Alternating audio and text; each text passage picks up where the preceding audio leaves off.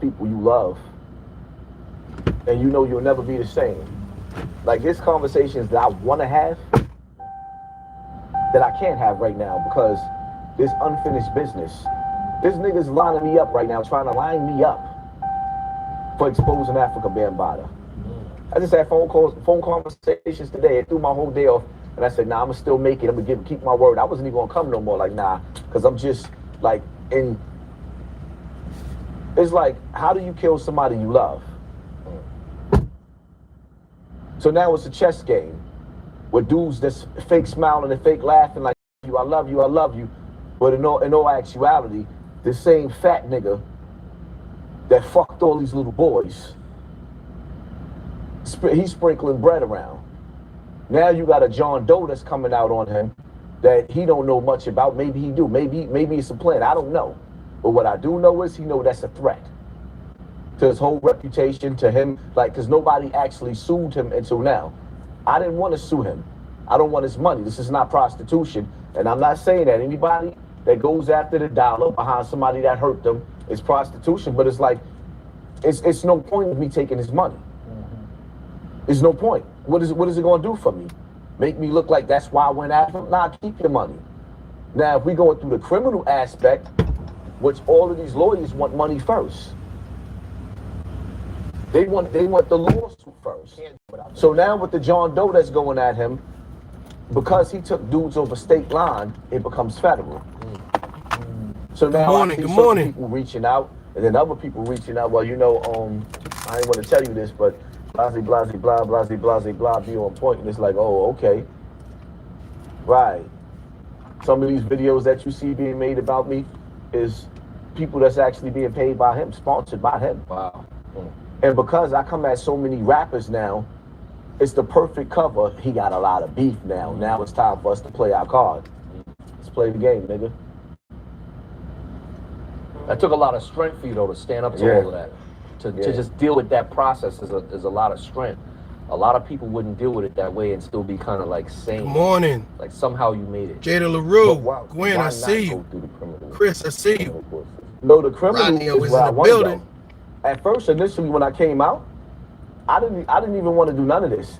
Like, it was like when I came out on Facebook.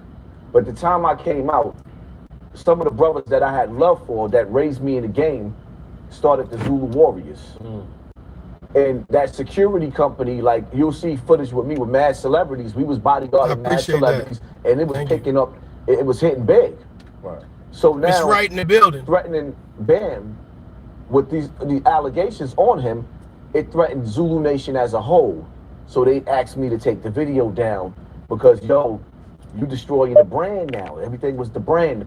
And we're going to get back to this video, whatever case may be, with Hassan Campbell being interviewed with Math Hopper.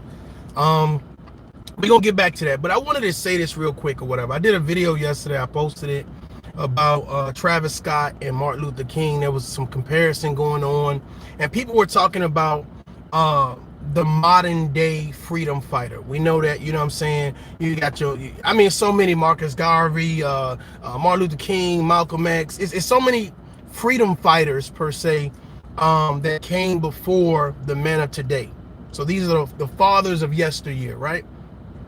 So during that time, they didn't have the handheld devices. They didn't have the laptops. It was mainly the media was newspaper and, of course, radio stations, a couple of television stations, but it wasn't nothing too big or whatever case may be. And a lot of things spread by word of mouth. But now people are saying, well, these guys, you have your Travis Scotts, you have your Hassan Campbells, you have your Brother Polites, you have your Young Pharaohs. These guys are the freedom fighters for today. Now, a lot of people would say, man, they are not standing up for civil rights. You done lost your head. You done slip and bust your noggin. And I understand. But what I'm saying is, regardless of what their message was or is, are they speaking out? Are they talking and addressing an audience about a topic? Isn't that what Malcolm X did? Isn't that what Martin Luther King did? And my thought process is more and more as I listen to the perspective of other people that, you know, saying that these guys are modern day freedom fighters. And a lot of you guys may, you know, say, well, you know, he ain't talking about civil rights, but it's the freedom of speech. Is he protected, or are they protected by the First Amendment, the freedom of speech? Does that make them a freedom fighter? Does that make them say, hey, listen, what I have to say is important and I am protected by the Constitution of America?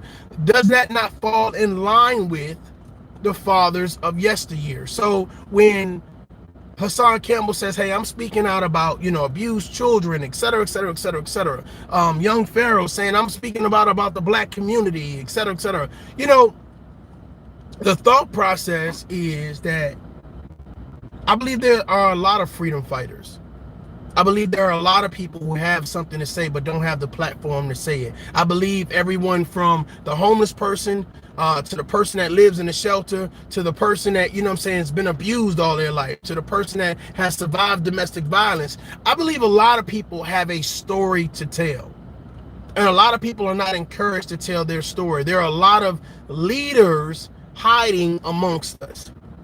A lot of people don't want to be martyrs. They don't want to die for a cause. They don't want all the attention. They don't want to be the bad guy. But then you have people that says, you know what, I am willing to step forward and I'm willing to say something. Is Travis Scott not looked at as the bad guy right now? Is Hassan Campbell not looked at as the bad guy? Brother Polite, Young Pharaoh. I mean, we have men right now that have stepped forward. And again, I'm not necessarily talking about their message. I'm talking about the action. The action of speaking out, the action of speaking for a cause, whether the cause is good or whether the cause is bad. Let's get back into it. Salute to the chat. I see y'all. Brand. And because these were the brothers that I actually dealt with, I rocked with, I said, you know what, I'm gonna take my video down. I did it. 6 months later, out of nowhere, Bee Stinger comes out. I look at the newspaper. No, let me slow it down. I get a phone call. Niggas talking about killing you. The dude that made that phone call is a dangerous nigga that I met through them niggas. We became real close. So when he called me, he said, look at the newspaper. I look at the newspaper. Bee Stinger's on the newspaper. I calls the nigga Bambaataa immediately like, yo, I don't got nothing to do with that dude. But because niggas is talking about XYZ, I said, yo, I'm gonna be real. Let me get back into this. Do you think that Hassan Campbell, Travis Scott, do you think that when you speak out as a man or as a black man or as a woman or as a woman in general, do you think that now it's something called a setup? Do you think people are being set up? I notice a lot of people are saying that, I think he was set up. I think Travis Scott was set up. I think the industry is setting him up. I think Hassan Campbell is being set up by these rappers for going at Afrika Bambaataa. Do you feel like R. Kelly? Do you feel like Bill Cosby? Do you feel like these men are set up, or are they just men with bad habits? Are they just men that found some type of misfortune? Are they men that said, you know what, I'm going to stand up for a cause and I'm not going to do what you tell me to do. I can't be controlled. Do you believe that a lot of these men are being set up, or do you believe that they're falling prey to their own habits? How many people think that it's a setup? It's Illuminati. It's Armageddon. It's the end of days. Or are these just bad men? Felicia, I see you. Are these just bad men? Or is R. Kelly just a bad man? Or, was he abused, so he decided? And a lot of people are saying that he didn't abuse anybody. That those people were willing participants. Their parents hand-delivered those children to him. They should have been watching their kids. He was set up. Do you believe he was set up? Do you believe Bill Cosby, hey, he is too old to be going to jail. He is too old to be having to worry about this nonsense. Why would they do it now? Why would they wait now? Some people feel like Bill Cosby was making a major play for a major network to buy it, to promote black media. Oh, hell no. Oh, we're going to have some people come out. Do you believe that people are getting set up when they speak out, when they speak against the system, when they're not able to be controlled either period or anymore? Okay, Mr. McDowell said, I believe it was set up. I believe, hey, listen, the guy was just doing a concert. You know what I'm saying? He's not responsible for the security. He's not responsible for putting up no barricades. He's not responsible for how many people come to the concert. He just went there and did his music. He performed his artistry. A lot of people feel like you. There's a lot of people who feel like you. But see, the real conversation is, do you believe it's a setup? When you become someone that's a celebrity that is on the outs, you are now the black sheep. Do you believe that the system or people now work against you and they use media? But who could predict a stampede of people running over people? Who can predict that? Like, I mean, of course, I guess you could, you actually could do that. You actually could do that. But is Travis Scott responsible? Let's get back to it. I said, yo, throw me a couple of burners. Wow. Throw me a couple of burners so I can handle my business. So the nigga Bam was like, talk to Tafik. I said, what? I said, I'm talking to you, nigga. He was like, to talk to, nigga, fuck you. That's when I ended up on Star. Because my whole thing is, don't play with me. Don't act like you don't know what's going on. Talk to this one, talk to that. No, I'm talking to you. I don't have nothing to do with B-Stinger. So, I guess he didn't know that at the time. It's like, okay, I'm just being attacked again. What part of the game is this? When I spoke to Bam. Has Hassan Campbell let you guys down? Like when I first heard of Hassan Campbell and his story about him being, you know, touched and abused by Afrika Bambaataa, you know, my heart definitely went out to him. I had much compassion, much empathy for him. And I was like, man, this is someone I can get behind. This is somebody I can rally behind. But now it's turned into this, you know, we need to save Hassan Campbell yet again, like from himself. Like his focus is so off from saving victims, so off from promoting, you know, to get counseling, to provide support to victims. It's almost like everything you do now has turned into this gimmick, have turned into this come up. Like you would rather be flashy than to take that cash and say, well, let me start an organization or donate to an organization that's actually going to help the kids. Like I'm listening to his interview on Math Hoffa, salute to him. And it's like, it's nothing about what he's doing to support the children, which was his mission statement. He came out with a loud, proud mission statement that was really simplistic, and I got behind it. Like, hey, I'm here to save the kids. I'm here to make sure that these parents know what the signs are to find, you know, find that pedophile, find someone that does things to children. I'm here to make sure people go to jail. I'm here to make sure justice. And I was like, man, this guy, okay, all right, okay. And as time went forward, there was no justice. There was no help. There was no action. A lot of conversation, a lot of, yeah, you know, I'll get around to it and let me talk about this and let me, you know, but the thought process is, if Afrika Bambaataa is being brought to justice now, he had nothing to do with that. All the money that you're getting, no lawyers say, hey, oh, I don't want to take him to court. You know, Ron Savage, I didn't want to take him to court. Like, none of these grown men wanted to take him to court. So it took somebody else to say, well, let me be brave enough. I don't need a YouTube channel. I don't need donations, but let me be brave enough, because I realize that this man is a menace to society. This man does not deserve to be free. But the thought process is, if this happened to you 20, 40 years ago, you allowed this man to run amok, to prey on other young boys for years. Something to think about. Something to think about. You think you're on a payroll, right? Might be. They had a meeting. I skipped past this. They had a meeting. Well, in the meeting, he confessed in front of a room full of niggas what he did. This was Muhammad's house. F was there, Doc was there, heavy hitters was there. Wow. Sitting there, heavy hitters. He started crying, apologizing, and anything else, said he was going to do X, Y, Z. He was going to build a community center. He was going to give back to the youth. And the only thing I asked him was to put a tombstone on my man B.O.'s grave. Wow. It was 3 things that he promised. So Afrika Bambaataa promised you that he was going to help the youth. He was going to build a community center. Let me ask y'all a question, right? How long does it take for action to start?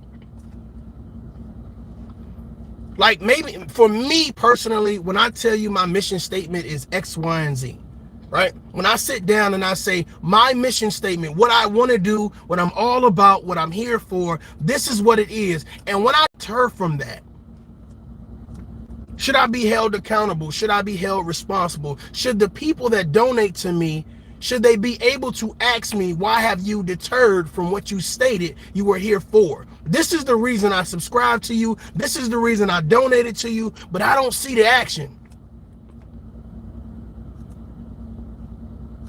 Should Hassan Campbell's subscribers be able to say, I don't see the action. I don't see where you're actually helping anybody. You're helping yourself. You're helping yourself.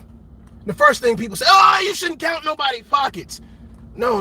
I'm counting their reasoning. I'm counting the lack of action. I'm counting the lack of common sense. I'm accounting the lack of effort. And the thought process is, we seem to have a great idea of what other people are supposed to do that say, oh, I'm a celebrity, etc. Well, the celebrity should have came back and gave more. Jay-Z should have came back to Brooklyn. Beyonce should have came back to Houston. This person should have came back. And my thought process is, if Hassan Campbell is still going to the hood, shouldn't he be giving back to the hood?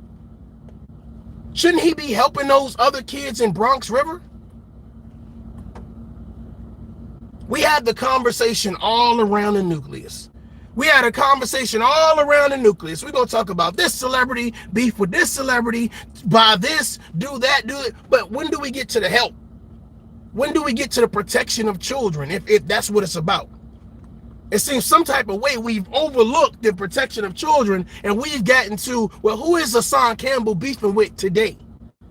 Let's tune in for that. Let's tune in for the shit and the gimmick tricks. But we don't ask some direct questions. That's the problem with a lot of these interviewers. What happened to you helping children? What happened to you making sure that these children get rehab, counseling, relocation, support? Like, what happened to that? We don't want to see no hats, no fish tanks, no hatchets, no BB guns. We don't want to see none of that. We want to see you get back to your mission statement, grown man.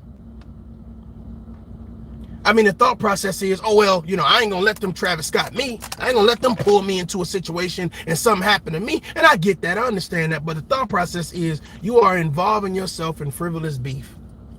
You are throwing yourself at the mercy of drama and gossip, and you don't have to. Let's listen to the rest of this interview. None of that, but I ain't involved with a nigga. All right, cool. He apologized. The fact that he acknowledged in front of the room of people he did that to me was enough for me.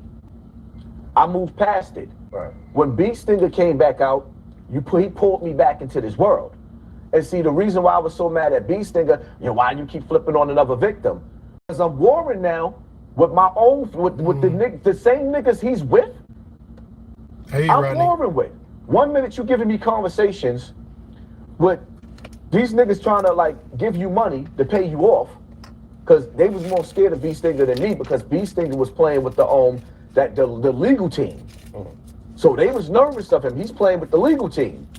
So you got all these dudes on the phone offering him money. That audio is on the internet. It's there. Right.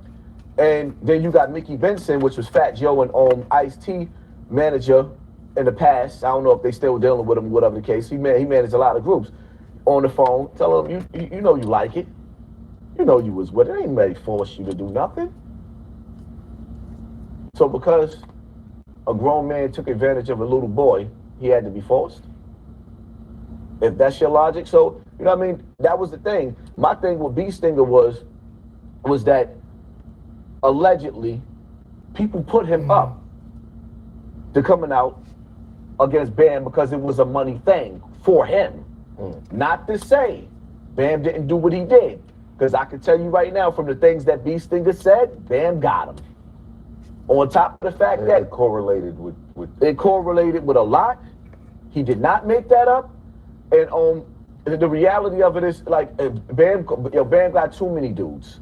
Way too many dudes. I seen dudes in his book that I wouldn't even call them niggas names because they that dangerous. Like, wow. These niggas ain't nothing to play with. Does it make you angry?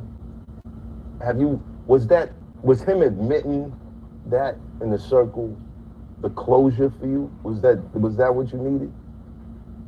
It wasn't. What it was is that when I told my story on the nigga, it was a build-up. For one, I couldn't even, like, after he got stabbed, he gave me the picture of the dude that stabbed him. We was looking for the dude to air the nigga out. I tell niggas this all the time. He gave me the picture. If dude just stabbed him for no reason, people gotta understand, son. Even though Bam molested me, he raised me. And I was raised around a bunch of molesters. He wasn't the only one. I was being molested since I was a kid. So with Bam, it was like he also protected me and raised me. So it's like, all right, this is the uncle that molested you, that paid your way to college. So when people sit up... Ladies and gentlemen, let me tell you something. It doesn't matter what someone does for you in the support of victimizing you. You are still a victim. I mean, let's come on. I don't care if it's your parents, your uncle, your aunt, a sibling, a friend in the family. It doesn't matter how nice they are to you while they're victimizing you. How much they come to your little league games, how much they come to your piano recitals, and how much they take you to the skating ring and get your ice cream. This is the problem that we have. This interview went on within the last 48 hours.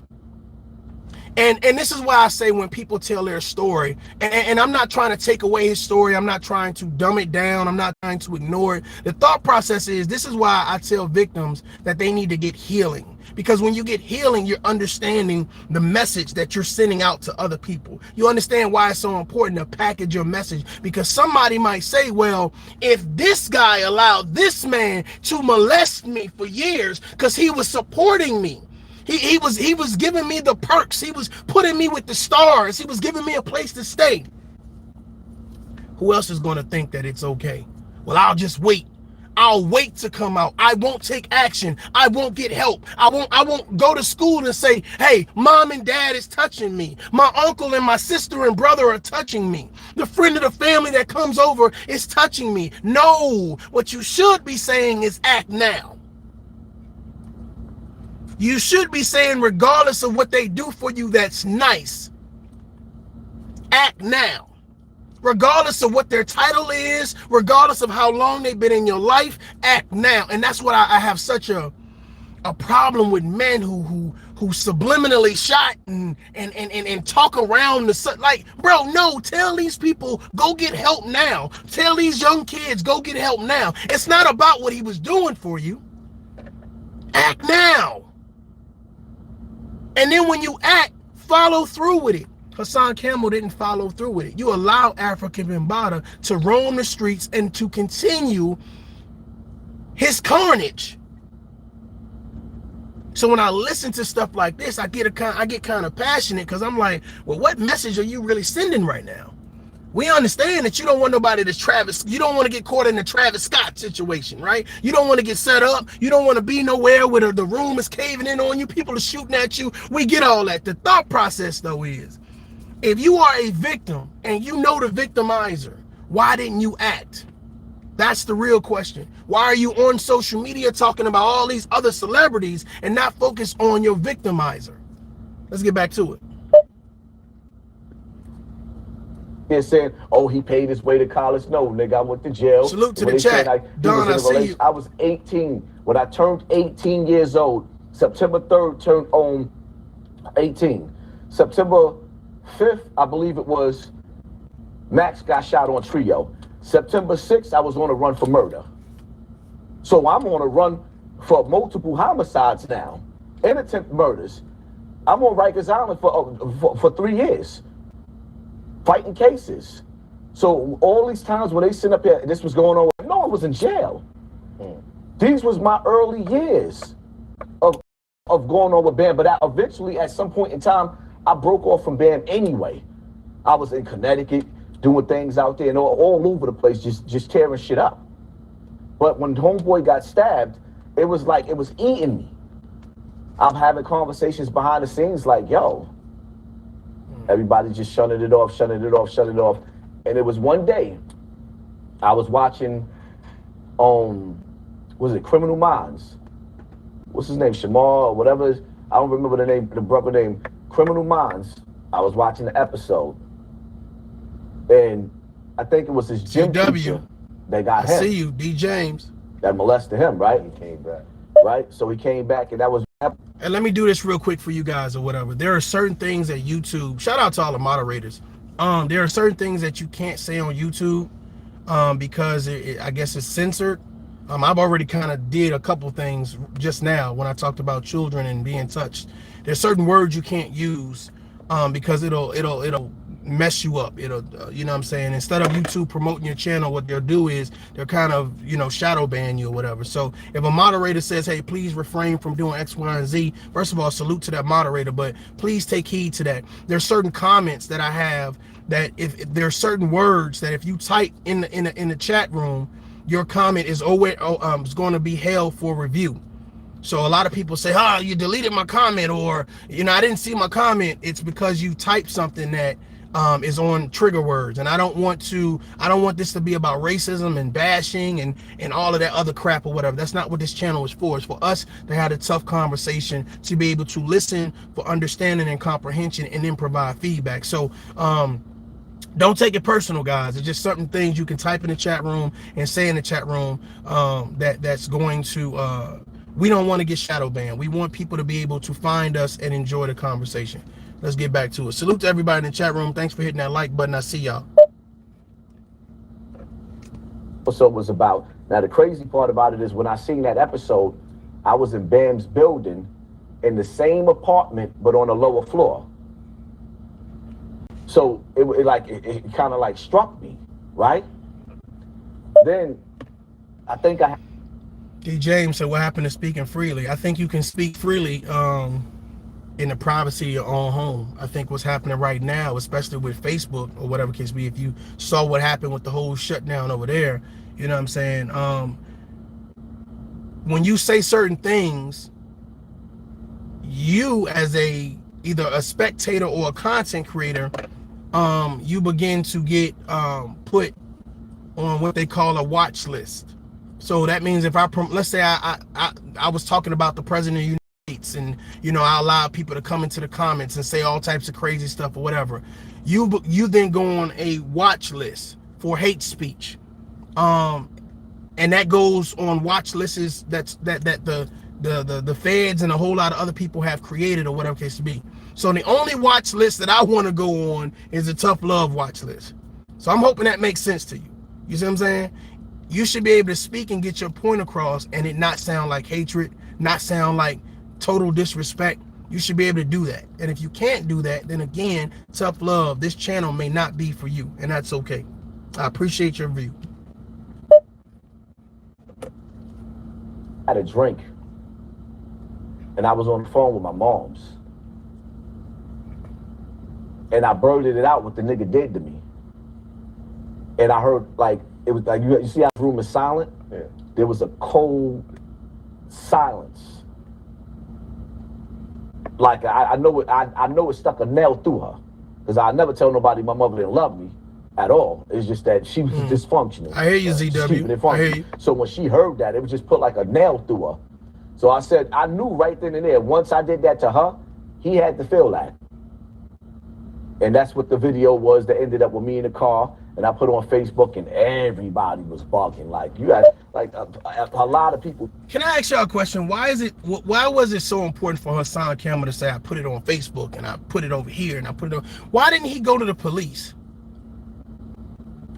Like, I mean, if you a thug and you all about street justice or whatever, you didn't take street justice and you didn't get legal justice. So was this for clout? It leaves you to think, Is this for clout? Is this for recognition? Is this for donations? Is this for sympathy? Like, what exactly do your actions represent? Like, what are you doing this for? You took it all the way over here, but you didn't take it to the proper authority so that way they can put the man behind bars. I don't know what mentality that is. You know what I'm saying? It's like I've seen people say, you know, oh, the victim, you know, they're on heavy medication, so they can't do this. Oh, the victim was scared, so they ain't do this. Well, my thing about it is heavy medication, being afraid, I get all that, but my thought process is, so you don't, the heavy medication and being afraid don't stop you from making multiple videos and talking about it. Literally making a title up, making a thumbnail up, and doing commentary. You're not scared of that, but you scared to go say, let me go get some real justice. Hassan Campbell has not given out 1-800 number to any counseling, to any rehabilitation center, to anybody that could actually help victims. And my thought process is people tune in. But see, now they're not tuning in for the victim, Hassan Campbell. I think they're tuning in for the bully, for the negativity of Hassan Campbell. I think he's changed the dynamic up over the years, and which is why people are no longer asking, what are you doing for the youth that you claim that you were here to do for? What are you doing? Too many people applauding negativity. If you are a victim, again, no one can tell you your story. And I would never, ever sit back and tell somebody their story. But my thought process is, if you're strong enough to say, I'm here to protect, I'm here to help, I'm here to inform, I'm here to make aware, my thought process is, at what point in time does that start? At what point in time does that start? There are numerous channels out there that would love to say, hey, if this is what you're doing for the kids, let me bring you on my channel. Let's have this conversation. Let me share your commentary. But every single thing that you've done probably in the last 6 months, it has nothing to do with the saving of kids. Actually, it showcases nothing in regards to actions that you've taken to actually help kids. If you say, this is my mission statement, this is what I'm about, this is what I'm here to do, my thought process is, why are people not holding you accountable for that?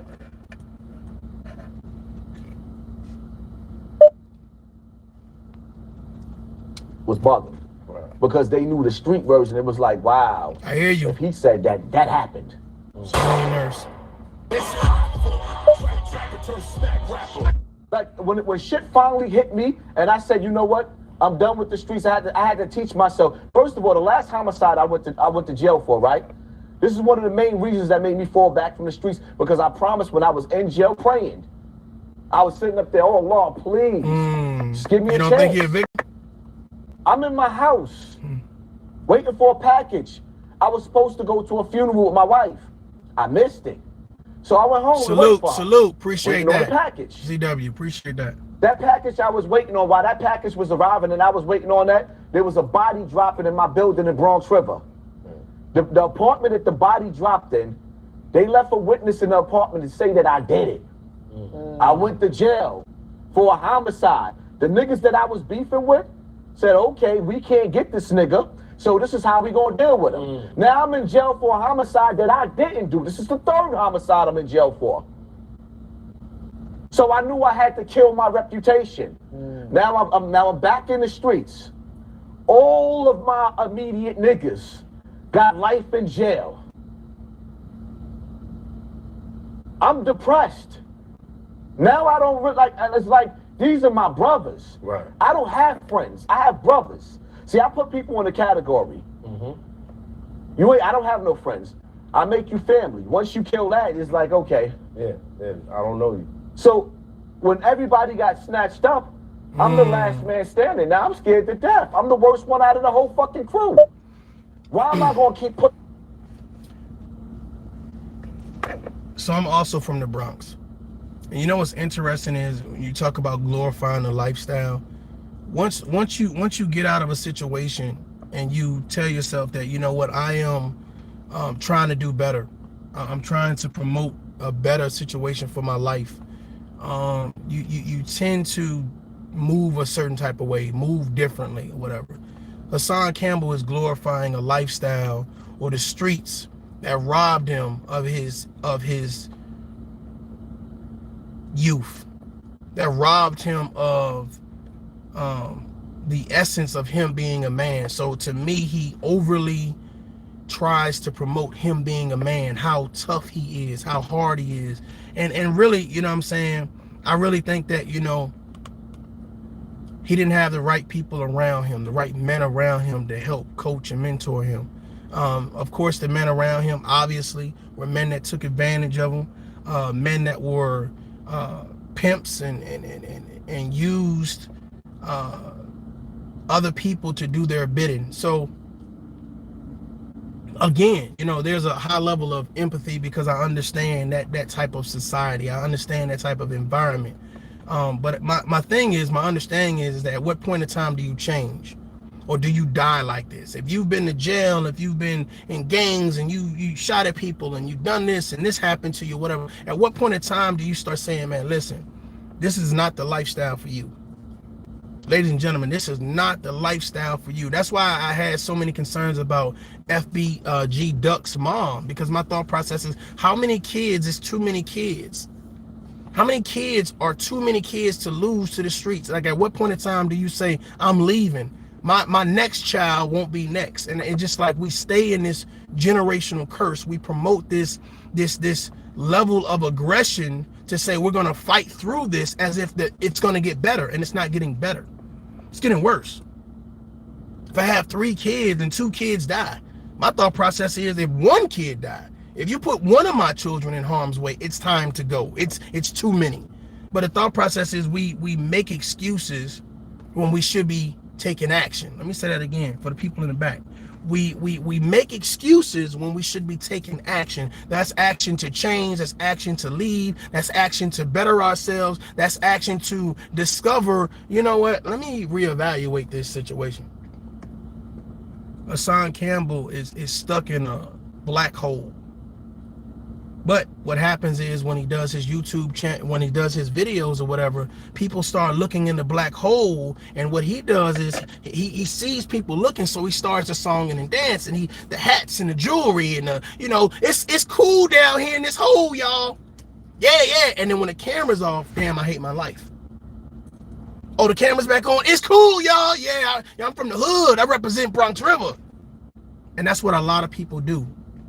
When they know you looking, it's all the excitement. But when you're not looking, they're back to their everyday mundane life, their everyday narcissistic, toxic life. It's not cool in that black hole.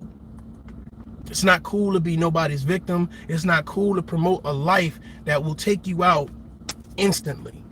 Whether it's drugs, alcoholism, pimps, hoes, violence, criminalistic activity, that's not cool, and it's not a safe environment for you or your children to be a part of. Myself in situations that's going to take me away from my kids. And that's the answer right there. Exactly. When you have a child, right. Move to another state, change your environment. The first line of defense is your children. And see, what these dudes is not telling dudes, right? If you love me, the first thing you don't do, I had to tell a nigga just recently, right? When I got into a situation, you're right. He was like, yo, robbed you're him going of to his take mental this and situation emotional right now. stability. You're I right. said to kiss your kids goodbye. Nigga looked at me. I said, because there's a possibility you're never going to see them again. Right. Now, if a nigga sat up there and told the little homies out here that really love their kids, go kiss the kids goodbye before we roll into this car, you're never going to see them again. Watch how many of them don't come. Because the most painful thing in the world is when you in that cell. Yes. When I left Hassan Jr., he was 4 months old. 4 months old, I left my little man in the streets. If somebody would have told me, when you leave out this house, and it's crazy, yo, I swear to God, before I left, I told you, I think it was the fifth, Max got shot. Police already looking for me. Before I left the door, Eric called me on the phone. Eric in jail for murder right now, too. That was my co-defendant on one of the first bodies I had. Now he's locked up for life in Connecticut. He calls me on the phone. He like, yo, we in Boston Secor. That's exactly what I did. Before I left the house, I prayed to God. I said, God, please don't let me kill nobody. Goes to Boston Secor. I'm on the run for murder. They're on the run for murder. And all I can think about, like, yo, when I got from Connecticut, police came and got me, right? They took me to McDonald's. It's gonna be the last burger you ever eat. They played dirty. They didn't even let my moms and all of them coming inside the precinct, show me in the cage, my baby mother with my son. You know why? Trying to break me. You know why? For what? To tell on myself? Something else You know what I might mean? know, You know what I mean? Like what? Because y'all saying I Whatever it did it, so you want me. Let me say something real quick, and I'm probably gonna piss some people off. I'm about to salute the Tekashi 6ix9ine, and I'm gonna tell y'all why. Tekashi 6ix9ine said, "I am not about to go sit in a cell for long periods of time for no knuckleheads." Here's the thought process, man.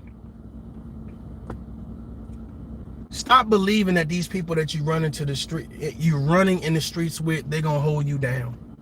Because 9 times out of 10, when the going gets tough, your back's against the wall, and you're sitting in front of the DA, or you're sitting in front of the prosecutor, or you're sitting in front of that detective in that room, and it's cold, and you got this steel and your handcuffs on you, you're gonna sing like a coyote. Like, you're gonna sing like a bird. Like, stop thinking people gonna hold you down. A lot of these people that you hang with, you don't know where they live at. You don't know their middle name. You don't know their favorite color.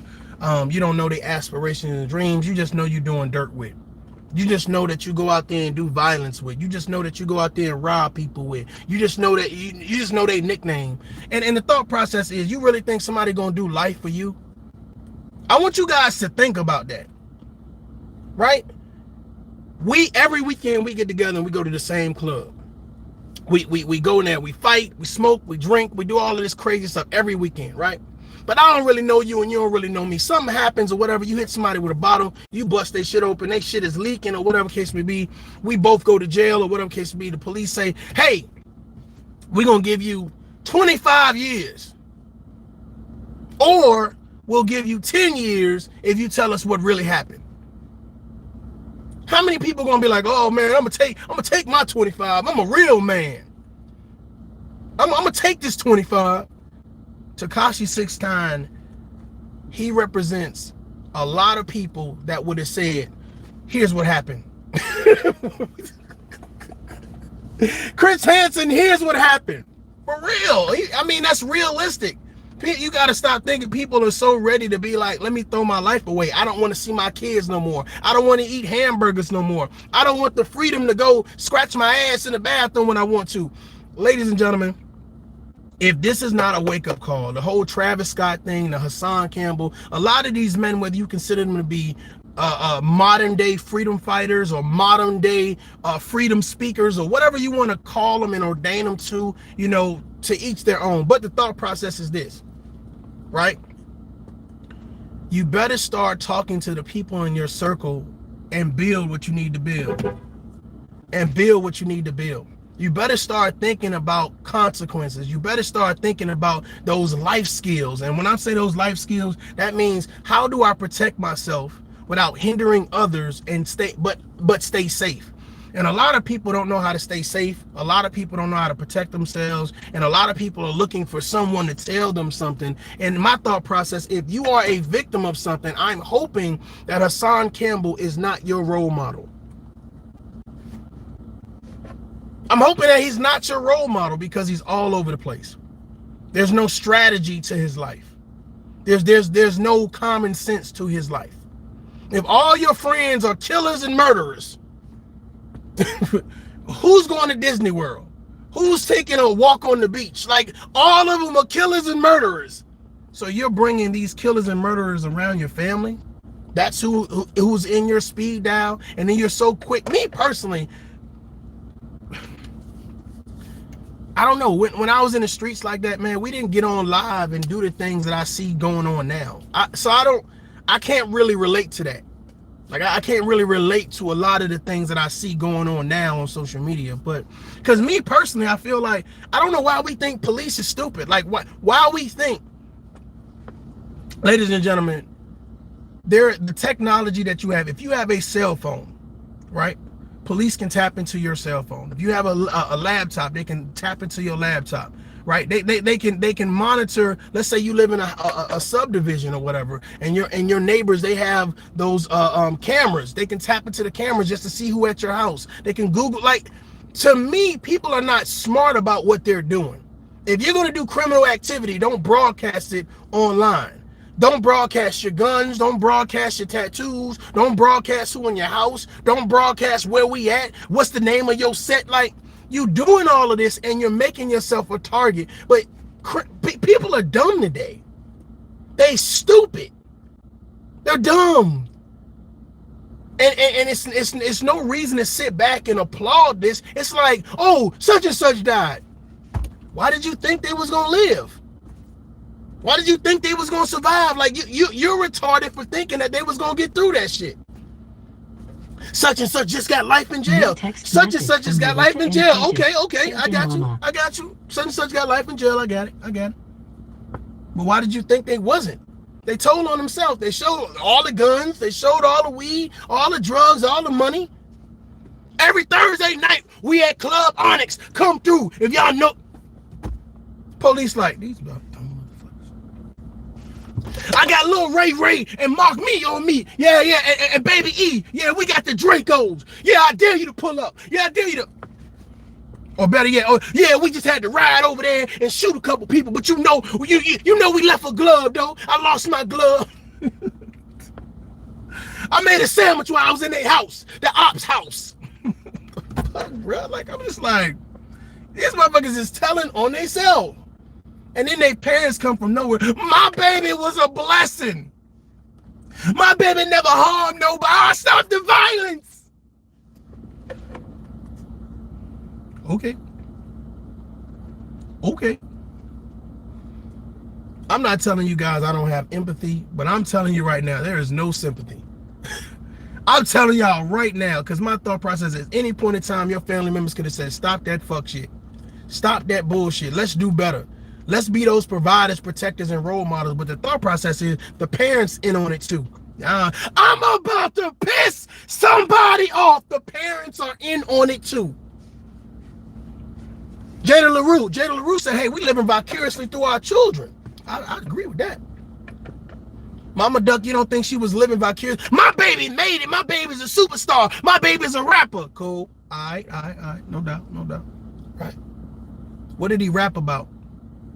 What made him famous? It wasn't for helping old ladies at the grocery store. It wasn't for Boy Scouts of America. It wasn't for the swim team. It wasn't for the debate team. What was he famous for, Mama Duck? But we feel that men like that. Hold on, back up. I ain't finished with your ass, New York. Come on, pull up. We want to give a parade to a man that was a known drug dealer. Known. Is this New Jack City? Alpo, we gonna give you a parade in Harlem because you worth it. Because you are a model citizen. Look at what you've done for us. They said black people uplift the worst of their community. And because they didn't like the messenger, they didn't heed the message. Well, I'm a little different. I may not like the messenger. I may have an issue with the messenger. I don't like, the message. I gotta agree. I'm gonna have a parade. Can you imagine the mayor, the governor, the police? Like, y'all stupid asses are having a parade for a known murderer, a known drug dealer, and y'all just cheering and happy. Not for people who've graduated college, not for first-time home buyers, not for people who've raised their credit scores, not for parents that stayed together or separated, but they knew they had common sense to say, we gonna co-parent. We ain't having no parade for no positive shit. Okay. We're gonna have a parade for scum. Now, I'm not saying that you can't reform yourself and change, but my thought process is you ain't getting no motherfucking parade. I'm not sponsoring that shit. Let me buy an Alpo t-shirt. Can I get 2 of those? Large, extra large. I'm glad you graduated college. I'm glad you moved out the hood. Wow. I'm glad you saved $5,000. I know it's your first time. I'm glad you opened up a bank account. I'm glad you got your driver's license. I'm glad you're bettering yourself.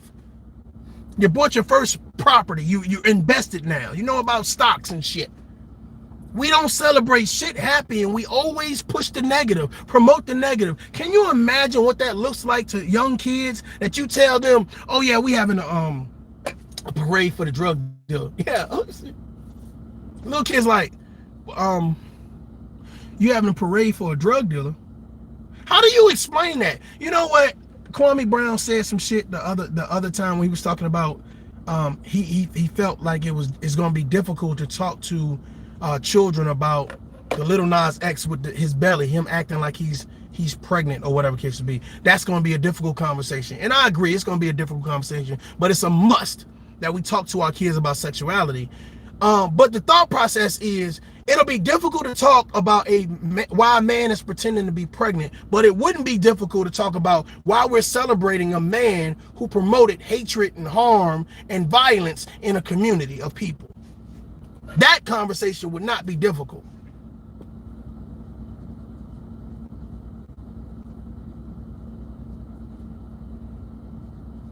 We have to find a way to do better. We have to find a way to say we have a zero tolerance for this type of nonsense. We have to hold men and women accountable. Period. We got to do that. I'm about to take my daughter to daycare. And this is my thing. Right. And it's like, when you catch these young boys and you tell them like, yo, Kiss your kid goodbye. kiss your kid goodbye. Yeah. Kiss your kid goodbye. Because in a matter of X amount of days, months, and weeks, it's going to be your turn for the feds and the district attorney to come get you. This is the shit that the OGs in the hood is leaving out. They're manipulating these little niggas. Yeah, it's okay. Every generation had a Pistol Pete. When Pistol was on Rikers Island, man, all that nigga wanted to do was be with his son. When he beat the body, blew to the gun. He went home. When Pistol came back, he said, yo, all I wanted to do was spend time with my son, and that's what I did. Every federal agency got the first look at me. They didn't even know what the nigga looked like because we didn't have pictures. Niggas was low. All a nigga want when it's too late is for their child. But it's too late because you got to keep it real with the homies out there. Nah, I think what people don't realize is when you have a kid, everything that you want for that kid, you really want it for yourself. And I don't think people get that. Motherfuckers still living a life like, but my kid ain't never gonna see none of this. Yeah. But what you want for that kid is really how you should be living your life, so that you can stay in that kid's life. You know what's crazy though? Can I just... in the hood, the shooter is the most disrespected, most used and abused. The shooter's always broke. The shooter's always broke and misused. and angry. And angry. And it's always a nigga that don't love the shooter that's manipulating him. The shooter's never really doing it for the money. He's doing it for the right-hand man nigga that's standing next to him that don't even love him. He's doing it for the love. For the love. A nigga that don't love him back. And it's always like that. He's expendable. The shooter's the nigga, because I noticed that when these older niggas go, oh my God, when they on the boat rides turning up, you're not there with them at those kind of parties. Only at the clubs where the nigga shit might jump off and you might need the gun. So the shooter's the most unappreciated in the hood. Right. You know, it's sad because coming up, I remember in the army that motherfuckers was trying to get me to join. And, you know, it's supposed to be a righteous situation. Everybody praise God. Everybody, you know what I mean? We militant, we praising God. But a lot of the situations that this army had to go handle. You're right. Bullshit. It was motherfuckers arguing over blocks. But these motherfuckers, you know, you young, you part of this. Do what you told. You find out what it's over. This ain't righteous. Just be careful out there. The religious people, listen, let me tell you something. Religious people sometimes is the most devilish people on this earth. And sometimes you can use religion, or religious people use religion to brainwash people. Yeah. Now, some of the most beautiful people. And let me go grab my daughter real quick. Hold on just a minute.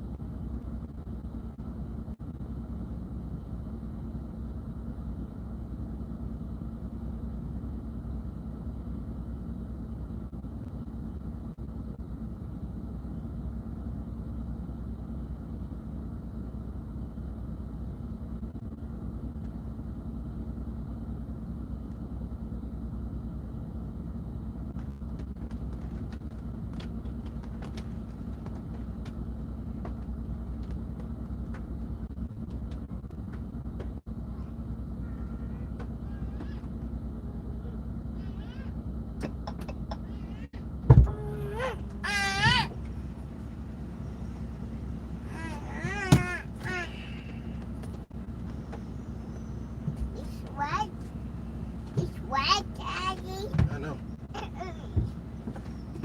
Oh, you're so heavy. You're so heavy. No. You are heavy. No. No. I'm not happy. You are heavy. No. Yes, you are. Well, you carry yourself next time. Why? How about that? How about you carry yourself next time, sister? No. Yes. No. Hmm. No. Hmm.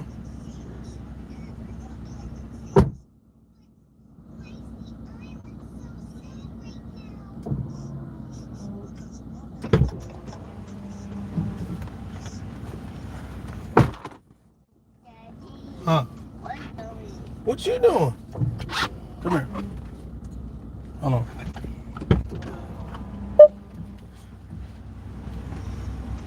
In the world I've met is religious people, but just some of the most beautiful people I've met is also criminals.